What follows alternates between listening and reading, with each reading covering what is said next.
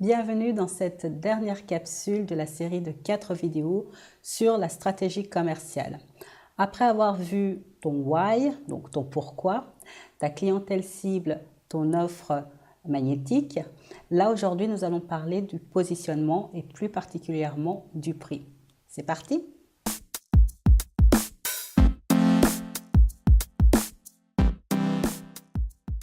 La première chose à faire pour te positionner, c'est de connaître tes concurrents.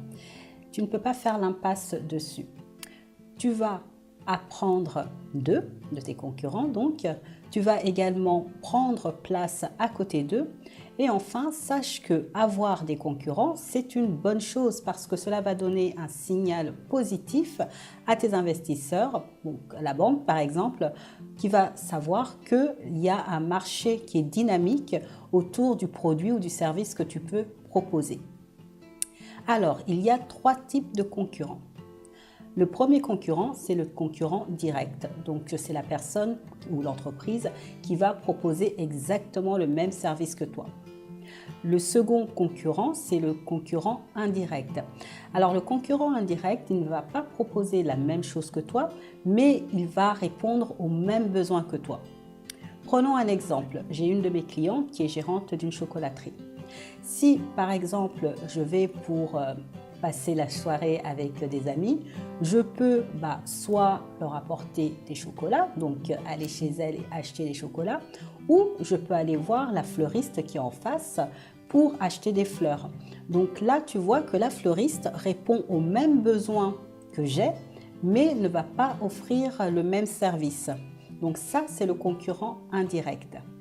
Et enfin, il y a le futur concurrent. Alors, le futur concurrent, c'est quelqu'un qui n'existe pas encore, mais auquel tu dois quand même porter attention et être vigilant. Parce que rappelle-toi, dans la première ou deuxième vidéo, je ne sais plus trop, je te disais que une des choses que tu pouvais faire pour créer une offre, c'était de voir un marché existant et un manque dans ce marché pour le combler. En fait, le futur concurrent, c'est la personne qui va pouvoir déceler qu'il y a un manque quelque part ou quelque chose qui n'est pas bien servi et donc venir se positionner là. Alors, pour ne pas entrer en confrontation directe avec tes clients, il va te falloir te positionner pour répondre à un besoin qui est mal servi ou pas encore servi sur ce marché. Ainsi, tu pourras toucher un cœur de cible fort pour asseoir ton entreprise et développer ton business. Alors, comment te positionner ? Un des filtres du positionnement, c'est le prix. Et il va en fait te falloir positionner ton prix pour ne pas qu'il soit bancal. Je te donne un exemple. Imagine que tu sois invité à un mariage. Donc tu es invité à un mariage et tu vas te dire que tu veux te trouver une belle tenue pour pouvoir y aller. Et tu vas commencer à faire des recherches sur Internet. Là, tu mets robe de soirée originale ou belle robe de soirée. Enfin, tu fais ta recherche sur Google. Et tu vas tomber sur un site avec des photos magnifiques. Le mannequin est parfaite, la robe tombe parfaitement. Et là, tu te dis, waouh, c'est vraiment le site que je veux. C'est là que je vais trouver la robe de mes rêves. Donc, tu vois des photos qui sont de très grande qualité, mais il y a un problème. Le problème, c'est que le prix est vraiment très bas. On va dire que par exemple, le prix des robes est aux alentours de 20 €. Et là, qu'est-ce qui va se passer dans ton cerveau ? Tu vas te dire, il y a quelque chose de pas normal. Les robes paraissent hyper classe, mais par contre, le prix n'est pas vraiment accordé à ce que je vois. Et tu vas te dire, il doit y avoir un problème de qualité.